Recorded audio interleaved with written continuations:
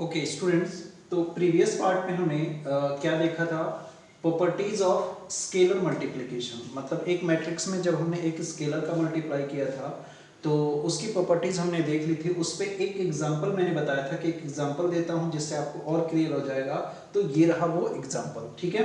देखिए इसमें क्या कहता है, if A equals to this matrix, जो जिसका ऑर्डर क्या है 3x2, B equals to this matrix, इसका भी ऑर्डर क्या है 3x2। मतलब मैंने आपको कहा था कि अगर उसमें आप स्केलर का मल्टीप्लाई करते हो तो मैट्रिक्स को और उसको ऐड करते हो, ठीक है। यानी कि वो दो प्रॉपर्टी मैं आपको याद दिला देता हूँ। ऐसा कुछ था कि मान लीजिए सपोज कि एक स्केलर मैट्रिक्स है एंड प्लस में एक L स्केलर मैट्रिक्स है। अगर उसमें मैं A का मल्टीप्लाई कराता हूँ तो क्या हो जाएगा, वो KA प्लस LA, ठीक है।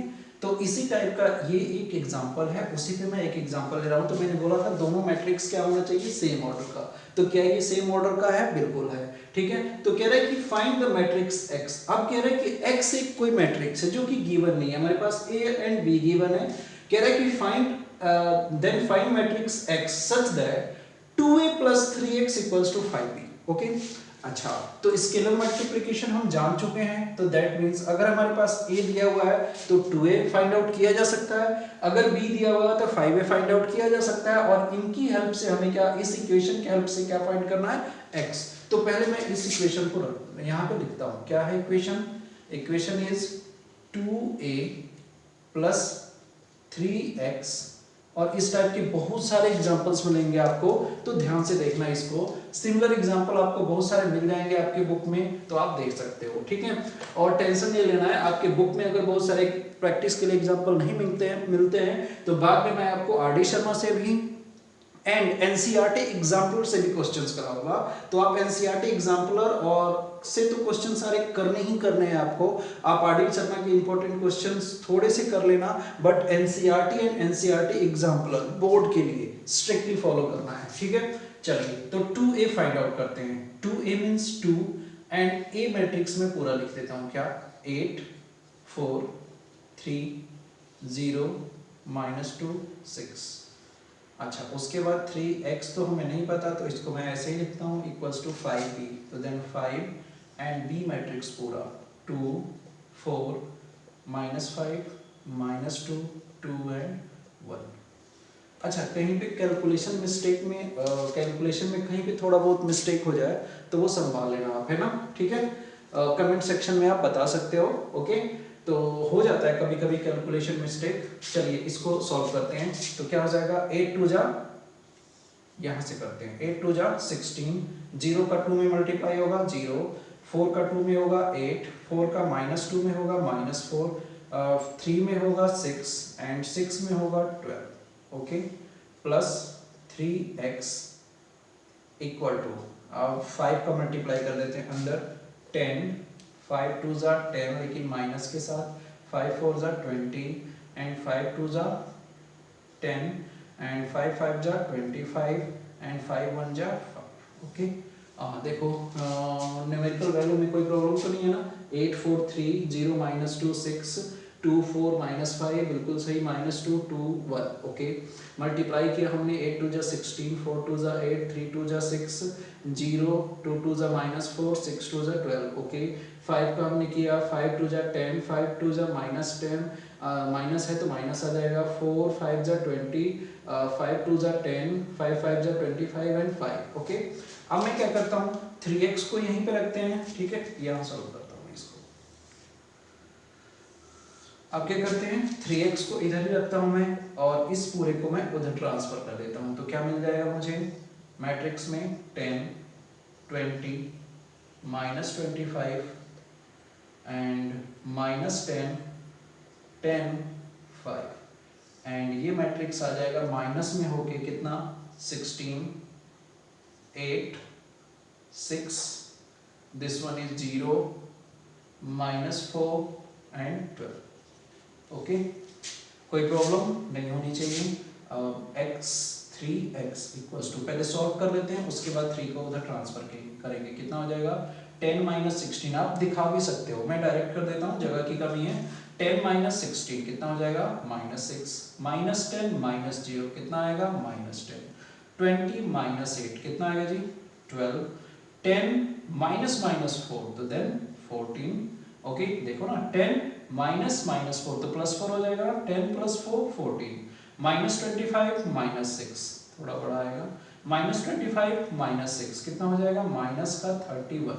देखो ना माइनस 25 माइनस 6 तो प्लस दोनों माइनस माइनस ऐड हो जाएंगे ना 31, एंड 5 माइनस 12, 5 माइनस 12 कितना आ जाएगा आपका माइनस का 7। ओके तो देन x की वैल्यू कितना, x इक्वल्स टू कितना माइनस 6 अपॉन 2 3 माइनस 10 अपॉन 3, ये 12 अपॉन 3 4, 4 3 जा 12 and 14 upon 3, next one is minus 31 upon 3 and this one is minus 7 upon 3। ये हो गया आपका x और यही हो गया आंसर। ठीक है एक बार और देख लेते हैं क्या दिया हुआ था मैट्रिक्स A ये दिया हुआ था, B मैट्रिक्स ये दिया हुआ था, फाइंड कर कह रहा है कि then find matrix X such that this equals to this. अगर प्लस माइनस हो रहा है तो आपको सबसे पहले देखना है कि उनके ऑर्डर क्या होना चाहिए, सेम होना चाहिए। मैंने मैट्रिक्स लिख दिया, जिस ऑर्डर में जिस जो इक्वेशन दिया था मैंने इक्वेशन लिख दिया। अच्छा 2 का मल्टीप्लाई करने को कह रहा था A में मैंने कर दिया, 3x नहीं दिया जैसा है वैसा ही रखा मैंने, 5 B दिया हुआ है B की वैल्यू रख दिया। अच्छा अब हमें क्या अननोन है, जो अननोन है उसको एक तरफ रखेंगे, नोन को दूसरी तरफ रख के प्लस हो रहा है प्लस, माइनस हो रहा है माइनस कर देंगे, कैलकुलेशन करेंगे x की वैल्यू आ जाएगा। Very simple.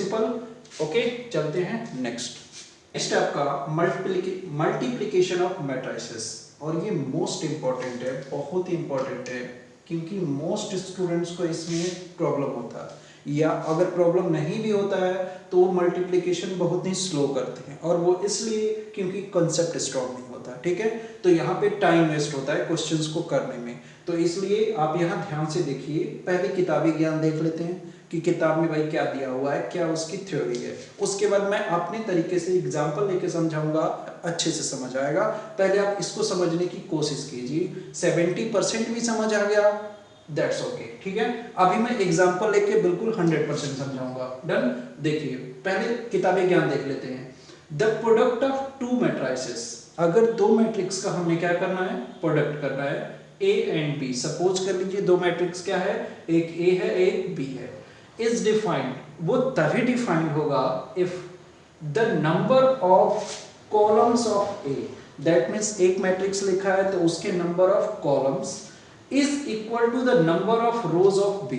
जो दूसरे का मैट्रिक्स होगा वो क्या होगा, उसके रोज के इक्वल होगा।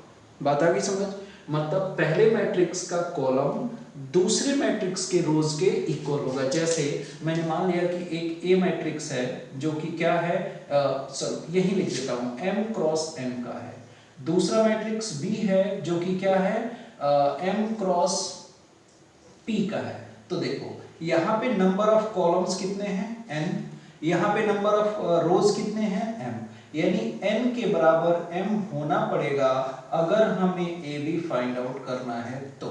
अच्छा एक और एग्जांपल रियल में ले लेते हैं कि मान लीजिए A एक मैट्रिक्स है जो 2 क्रॉस 3 का है, B एक मैट्रिक्स है जो 3 क्रॉस 3 का है, तो क्या यहाँ पे मल्टीप्लिकेशन पॉसिबल है, या 3 क्रॉस 2 का है तो क्या यहाँ पे मल्टीपल पॉसिबल है। देखो नंबर ऑफ कॉलम्स कितने, नंबर ऑफ A में 3, नंबर ऑफ रोज कितने यहाँ पे B में 3, तो क्या 3 और 3 इक्वल है, बिल्कुल है, तो A B पॉसिबल है sorry, otherwise A be possible नहीं होता। अगर यहाँ पे number of columns number of rows के इक्वल नहीं होंगे तो ए बी पॉसिबल नहीं होगा, यहाँ पे है तो इसलिए ए बी पॉसिबल है। बात आ गई समझ। अच्छा अभी तक बात हुई कितनी, यहाँ तक बात हुई। ओके बी ओके चलो तो फिर मान लेते हैं कि let A I J okay B M cross N matrix, और B जो है बी आई जे जो है n क्रॉस P मैट्रिक्स है। Okay then the product of matrix A and B is the matrix C। मान लिया कि जो प्रोडक्ट ऑफ मैट्रिक्स निकल के आ रहा है वो एक मैट्रिक्स क्या है C है। अब उस मैट्रिक्स का ऑर्डर क्या होगा, तो उस मैट्रिक्स का ऑर्डर होगा m cross P। That means आप देखो ये वाला मैट्रिक्स किस ऑर्डर का था, A वाला मैट्रिक्स किस ऑर्डर का था m क्रॉस n, ये वाला मैट्रिक्स जो A मैट्रिक्स था वो किस ऑर्डर का था m क्रॉस n, जो B मैट्रिक्स है वो किस ऑर्डर का है n cross P, n cross P। तो देखो ये n और n इक्वल हो गए ना, तो जो ए बी फाइंड आउट होके आएगा उसका जो ऑर्डर होगा वो m क्रॉस p का होगा। ये बात ये कहना चाह रहा है। डन, बात आगे समझ। n और m तो मैच हो गए, जैसे कि मैंने यहाँ पे कहा कि 2 क्रॉस 3, यहाँ पे क्या था 3 क्रॉस 2, तो जो नेक्स्ट ए बी निकल के आएगा वो ऑब्वियसली 2 क्रॉस 2 मैट्रिक्स होगा। ठीक है, विद प्रूफ हम करेंगे, अभी विद एग्जांपल करेंगे, डोंट वरी। इतनी बात समझ आई? ओके, आगे बढ़ते हैं। Matrix C of order m cross p। Okay, generalize form जरा देख लेते हैं। ठीक है, क्या है, अगर मान लिया हमने सपोज कि if a equals to aij m cross n है, b equals to bij n cross p है, देन जो मल्टीप्लिकेशन प्रोसेस होगा वो कैसे चलेगा? Then ith row of a is, जो ith रो होगा a का वो क्या होगा? ai1 ai2 ai3 dot dot dot ain। Okay, and kth column, जो कॉलम होगा बी मैट्रिक्स का वो क्या होगा? b1k b2k b3k dot dot dot bnk। ठीक है, मतलब दैट मींस एक मैट्रिक्स है, मान लो मैं 3 क्रॉस 3 का लिखूं तो 3 ही एलिमेंट होंगे। अच्छा, मैं अगर 2 क्रॉस 2 का लिखूं तो 2 ही एलिमेंट होंगे। यहाँ पे n मान लिया उन्होंने, तो n एलिमेंट्स दिखा दिए एक कॉलम में, n रोज दिखा दिए, एक रोज में n एलिमेंट्स दिखा दिए क्या? रोज में, क्योंकि ith रो लेना है आपको a का और kth कॉलम लेना है आपको b का। तो देन जो CIK मतलब a और b का जो प्रोडक्ट CIK होगा वो कैसे मल्टीप्लाई होगा? कुछ ऐसा, a i1 b 1k, that means इस वाले का ये रो से चलेगा तो ये कैसे चलेगा? कॉलम में। a i1 किससे मल्टीप्लाई होगा? b 1k से। ओके, ai2 किससे मल्टीप्लाई होगा? b2k से। ai3 किससे मल्टीप्लाई होगा? b3k से, डॉट डॉट डॉट ऐसे ही ain किससे मल्टीप्लाई होगा? bnk से, और यही ये चीज लिखा हुआ है। बात आ गई समझ? इस बात को आप स्टैटिस्टिक्स में पढ़े हो कि ये सारी चीजें क्या हो रही हैं? प्लस हो रही हैं, तो इसको आप समेशन में भी दिखा सकते हो। j equals to 1 to n गया है और ij एंड jk। अंडरस्टूड? इतनी बात समझ आई? आई होप समझ आ गया होगा।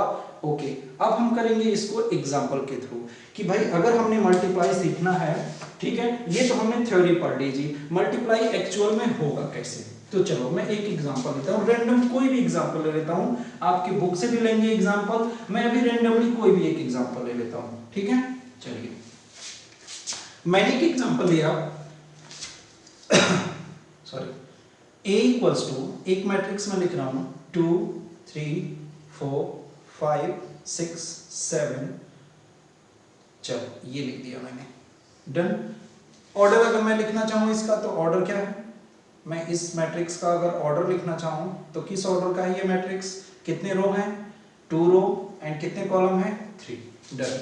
अब मैंने एक मैट्रिक्स लिखा है यहाँ पे बी का मैट्रिक्स का मैं ऑर्डर वो भी लिख देता हूँ 1 2 3 4 5 6। अच्छा, इसका ऑर्डर अगर मैं लिखना चाहूँ तो इसका ऑर्डर कितना है? कितने रो हैं? 3 रो एंड कितने कॉलम्स हैं? 2 कॉलम्स। डन।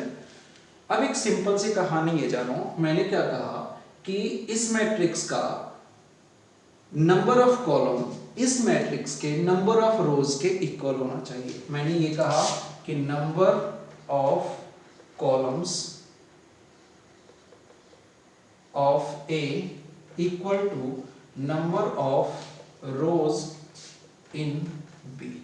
ये बात आपको याद होनी चाहिए।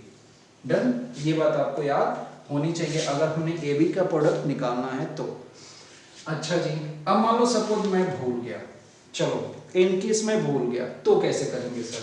उसका भी सॉल्यूशन है, ये देखो। आप क्या करो, जो भी प्रोडक्ट निकालना है, मतलब आपको ए बी निकालना है, डन, आप ए मैट्रिक्स को लिखो और इसका ऑर्डर देखो, मैंने इधर ना लिख के इधर लिखा है। अगर ये दोनों चीजें मैच हो गई, अगर ये दोनों मैच हो गया तो A be possible, otherwise not possible. Done, A be possible otherwise not possible. तो यहाँ पे क्या ये मैच हो रहा है? तो अब देखो इनडायरेक्टली मैंने वही बात तो बोल दिया कि जो सेकंड है इसका मैंने क्या बोला? सेकंड। इसका मैंने क्या बोला? फर्स्ट। सेकंड में हम क्या लिखते हैं? कॉलम। और इधर फर्स्ट में क्या लिखते हैं? रोज। तो बात वही हो गई, लेकिन ये आपको याद रहेगा। तो दैट मीन्स अगर मैं यहाँ पे क्या ए बी निकालना चाहूँ तो ए बी पॉसिबल है, बिल्कुल है। तो ए बी इक्वल्स टू कितना हो जाएगा, यहाँ पे 2 3 4 5 6 7 एंड इसका प्रोडक्ट हमने करना है किससे, इससे, बड़े से में है तो 1 2 3 4 5 6 से। अब आप ध्यान से जरा देखो ए बी मैं कैसे निकाल रहा हूँ, ए बी मैं कैसे फाइंड आउट कर रहा हूँ, ए बी। अब ए बी ऐसे तो छोड़ नहीं देंगे, इसका हम क्या करेंगे, मल्टीप्लाई करके और यहाँ पे सॉल्यूशन लिखेंगे। तो देखो ए बी निकालने के लिए आप क्या करोगे, इधर से आप क्या चलोगे, रो, और इधर से आपको क्या चलना है, कॉलम। अगर फर्स्ट रो उठा रहे हो तो इसका फर्स्ट कॉलम, अगर सेकेंड रो उठा रहे हो तो इसका सेकेंड कॉलम, और फर्स्ट रो के फर्स्ट एलिमेंट को फर्स्ट कॉलम के फर्स्ट एलिमेंट से, फर्स्ट रो के सेकेंड एलिमेंट को फर्स्ट कॉलम के सेकेंड एलिमेंट से, फर्स्ट रो के थर्ड एलिमेंट को फर्स्ट कॉलम के थर्ड एलिमेंट से आपको मल्टीप्लाई करना है, और बीच में क्या लगाना है, प्लस। और अगर सपोज यहाँ पे माइनस हो जाता है तो प्लस माइनस क्या होता है, माइनस। दोनों जगह माइनस हो जाए तो क्या, माइनस माइनस क्या हो जाता है, अगेन प्लस। तो ये अंडरस्टूड चीजें हैं, लेकिन अब आप ध्यान से मल्टीप्लाई करके देखो, मेरे साथ करो, 2 का 1 के साथ क्या आ गया हमारे पास, 2 into 1, तो 2 1 जा 2, लिखने की जरूरत है नहीं, लिखता हूं 2। अगेन मैंने कहा फर्स्ट रो के फर्स्ट एलिमेंट को फर्स्ट कॉलम के फर्स्ट एलिमेंट से, फर्स्ट रो के सेकंड एलिमेंट को फर्स्ट कॉलम के सेकंड एलिमेंट से करना है और प्लस करते जाना है। तो देन 3 3 जा 9, 4 5 जा 20 हो गया। उसके बाद नेक्स्ट सेकंड कॉलम के साथ 2 2 जा 4, 2 2 जा 4, 3 4 जा प्लस का 12, 4 6 जा, ये 6 था, 4 6 जा 24। कोई प्रॉब्लम नहीं होनी चाहिए। Next second row first column, 5 1 जा 5, 6 3 जा प्लस का 18, 7 5 जा 35, ओके, 5 2 जा 10 प्लस 6 4 जा 24 प्लस 7 6 जा 42। अब क्या करना है, सिंपली इसको प्लस कर देना है। दैट मीन्स आपको बस ये ध्यान रखना है कि अगर इधर से मैं रो जा रहा हूं तो इधर से क्या जाना है आपको, column. First row first column, first row second column, first second row first column, second row second column. बात आ गई समझ। और बीच में क्या यूज करना है आपको, प्लस। उसके बाद आप इसको ऐड करके लिख दो और जो आएगा वो आपका आंसर। ठीक है, चलो मान लिया मैंने 70% समझ आया। एक और एग्जांपल लेते हैं, बिल्कुल आएगा बेटा, डोंट वरी। एक और एग्जांपल लेता हूं, और ये एग्जांपल लेता हूं मैं आपके बुक का। ओके स्टूडेंट्स, तो देखिए आपके बुक का एनसीईआरटी 12th क्लास के बुक का सीबीएसई का जो एग्जांपल नंबर 12 है, ओके, कह रहा है कि फाइंड ए बी। क्या फाइंड आउट करना है, ए बी, ए और बी का product if A equals to this. चलिए मैं सॉल्यूशन करता हूं। सॉल्यूशन ए इक्वल्स टू क्या है हमारे पास, ये है कुछ 6 9 2 3। मैंने बोला इसका ऑर्डर लिख लेना। क्या ऑर्डर है, 2 क्रॉस 2।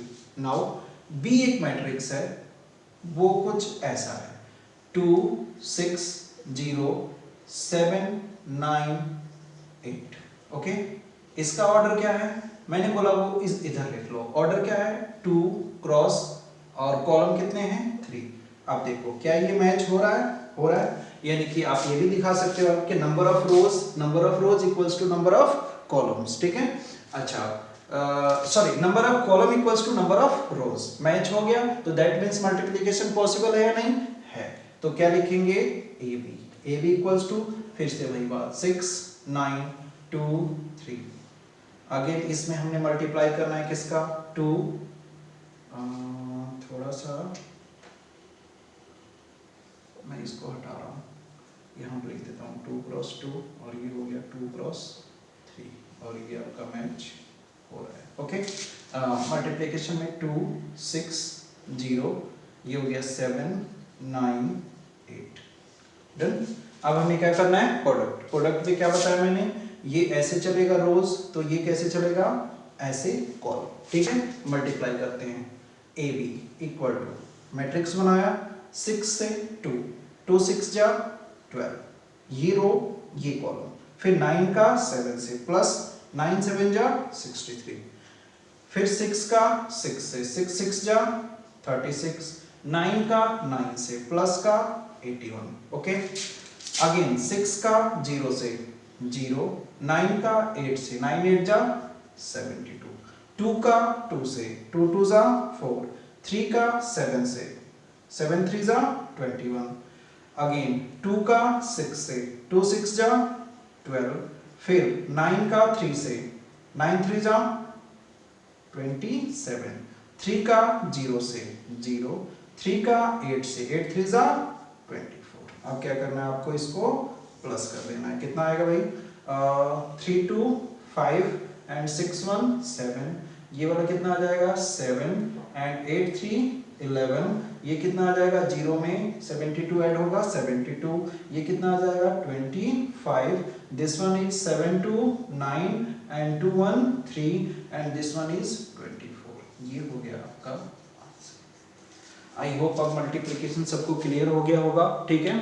तो ये काफी जगह यूज होगा, क्योंकि नेक्स्ट हम आपके क्वेश्चन में ये भी कह देगा ना कि अभी तो ये सिंपल कह रहा है कि ए भी फाइंड आउट करो, आगे आपके नेक्स्ट क्वेश्चन में ऐसा कुछ आ जाएगा कि ए इक्वल्स टू एक मैट्रिक्स है, तो देन हो सकता है आपको फाइंड करना पड़ जाए ए स्क्वायर, देन हो सकता है फाइंड करना पड़ जाए ए क्यूब, ठीक है। तो एक और बात यहीं पे बता देना चाह रहा हूं आपको कि अगर हमारे पास एक मैट्रिक्स है, अगर हमारे पास एक मैट्रिक्स है कि A इक्वल्स टू कोई भी एक मैट्रिक्स है, जब सपोज यही दे दिया 2 4 6 8, ठीक है, ये एक मैट्रिक्स है, अगर हमने फाइंड आउट करना है A स्क्वायर, तो आप ऐसे नहीं कर देना 2 4 6 8 और उसका स्क्वायर कर दिया, है ना, और लिख दिया क्या 2 2 जा 4 4 4 जा 16 6 6 जा 36 8 4 जा 64। बहुत सारे बच्चे ये भी करते हैं स्कूल में, बिल्कुल गलत है ये, है ना, क्या बिल्कुल गलत है। मैंने अभी तक ऐसा कहा कि स्क्वायर हो जाता है और स्क्वायर आप ऊपर लगा दो, अभी तक ऐसा कुछ पढ़ा हमने नहीं पढ़ा, हमने तो प्रोडक्ट पढ़ा हुआ है। तो ए स्क्वायर हम लेकिन हमें ए स्क्वायर निकालना है, हमने पढ़ा ही नहीं आपको कि ए स्क्वायर कैसे निकालना, लेकिन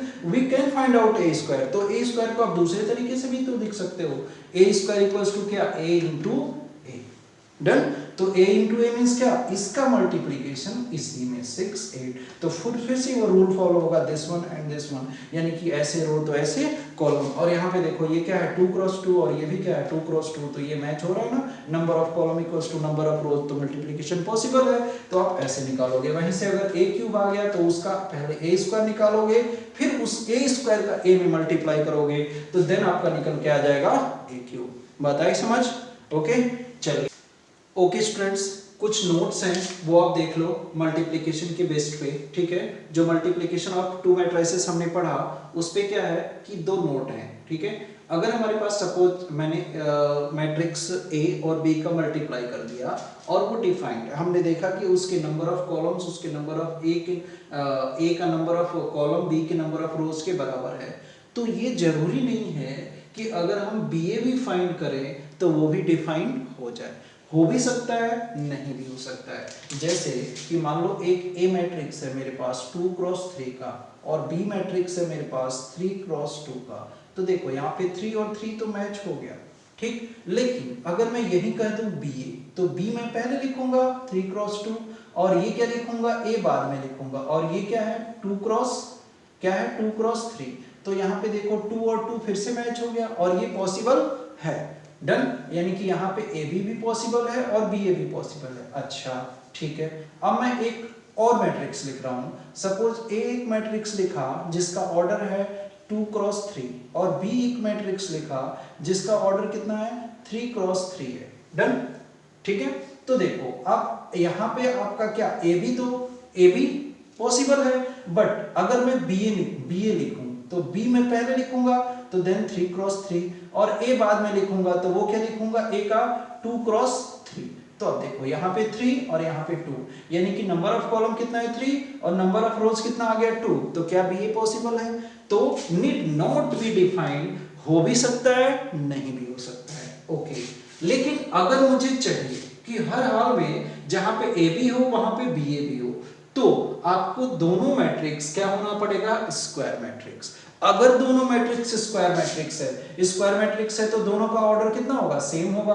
अगर ए यहाँ पे है 3x3 तो बी भी कितना होगा 3x3। ये भी स्क्वायर मैट्रिक्स, ए भी square matrix of same order. अगर सेम ऑर्डर के दोनों स्क्वायर मैट्रिक्स हैं तो ए भी पॉसिबल होगा और बी भी पॉसिबल होगा। अंडरस्टूड? तो ये दोनों चीजें आप नोट डाउन कर लेना। उसके बाद properties of multiplication of matrices, वही प्रॉपर्टीज जो हमने एडिशन पे पढ़ा था, ठीक है। क्या? Associative law, distributive law and existence of multiplicative identity. तो देख लीजिए एसोसिएटिव लॉ में क्या होता है, अगर हमारे पास 3 मैट्रिसेस हैं ए बी एंड सी, तो अगर मैंने ए और बी का पहले प्रोडक्ट कर दिया देन सी का मल्टीप्लाई किया, वो इक्वली आएगा अगर बी और सी को पहले कर दिया उसके बाद ए को किया तो। डन। डिस्ट्रीब्यूटिव क्या कहता है, अगर मेरे पास 3 मैट्रिसेस ए बी सी हैं, बी और सी को मैंने ऐड कर दिया और उसमें ए का मल्टीप्लिकेशन कराया, वो इक्वल होगा अगर ए और बी को मल्टीप्लाई करा दिया, ए और सी से मल्टीप्लाई करा दिया। या आप ऐसे जानो कि ए प्रोडक्ट बी प्लस सी डिस्ट्रीब्यूट हो जाता है, ए बी के साथ चला जाता है, प्लस हो तो प्लस, माइनस हो तो माइनस, और ए सी के साथ चला जाता है। अंडरस्टूड? नेक्स्ट है ए प्लस बी इंटू सी, फिर से सी डिस्ट्रीब्यूट हो जाता है दोनों के साथ, सी ए के साथ भी, सी बी के साथ भी, तो therefore A C and B C. तो ये हो गया आपका properties of multiplication, associativity and distributivity को ये फॉलो करता है। Okay. Next, existence of multiplicative identity, यानी किसी एक मैट्रिक्स में, या अगर रियल नंबर की बात करूं तो मल्टीप्लिकेटिव आइडेंटिटी क्या होता है कि 5 में मैं किसका मल्टीप्लाई करूं, 5 में मैं किसका मल्टीप्लाई करूं कि क्या आ जाए हमारे पास, फिर से वही नंबर 5 आ जाए। तो क्या करते हैं, व्हाट का कैसे निकलेगा, 5/5 क्या आ जाएगा 1, तो 5 में 1 का मल्टीप्लाई करने पे क्या आ जाता है फिर से 5, तो 1 हमेशा क्या होता है मल्टीप्लिकेटिव आइडेंटिटी। सेम ऐसे ही अगर एक मैट्रिक्स स्क्वायर मैट्रिक्स, और ये हमेशा हैपन किसमें होगा मल्टीप्लिकेटिव आइडेंटिटी, स्क्वायर मैट्रिक्स में। अगर एक स्क्वायर मैट्रिक्स ए है तो एक ऐसा मैट्रिक्स कौन सा है जिसका मल्टीप्लिकेशन करने पे फिर से ए ही आ जाए, तो वो कौन सा मैट्रिक्स है, आइडेंटिटी मैट्रिक्स, जो कि हम पढ़ चुके हैं। आइडेंटिटी मैट्रिक्स क्या, और स्क्वायर क्यों बोला, क्योंकि आइडेंटिटी मैट्रिक्स तभी पॉसिबल है जब स्क्वायर मैट्रिक्स हो। अब ऐसा तो कर नहीं सकते कि यहाँ पे मैंने लिख दिया क्या, रो मैट्रिक्स या कॉलम मैट्रिक्स, और यहाँ पे मैंने लिख दिया स्क्वायर मैट्रिक्स, तो मल्टीप्लिकेशन पॉसिबल नहीं होगा। तो अगर ये स्क्वायर मैट्रिक्स है इधर वाला, तो इधर वाले को भी स्क्वायर मैट्रिक्स होना पड़ेगा। तो that means i into A equals to A into I, हमेशा क्या आएगा a। तो इस i को हम क्या बोल सकते हैं, मल्टीप्लिकेटिव आइडेंटिटी। जैसे रियल नंबर में 1 को हम क्या बोलते हैं, मल्टीप्लिकेटिव आइडेंटिटी किस रियल नंबर के लिए, वैसे ही मैट्रिक्स में आइडेंटिटी मैट्रिक्स जो होता है वो क्या है, मल्टीप्लिकेटिव आइडेंटिटी है किसी भी स्क्वायर मैट्रिक्स के लिए। अंडरस्टूड? तो ये आपका थ्योरी पार्ट, ये हुआ theory part finish for chapter number 3 exercise 3.1 के लिए। ओके। 3.1 इस थ्योरी को आप अगर अच्छे से रीड आउट करते हो, अच्छे से ध्यान से इन वीडियोस को देखते हो, तो 3.1 आप एबल हो करने के लिए। बाकी मैं यहाँ पे करवाऊंगा ही कुछ एग्जांपल जो इंपॉर्टेंट है वो भी करवाऊंगा, और 3.1 के एक्सरसाइज भी करवाऊंगा। Okay, thank you.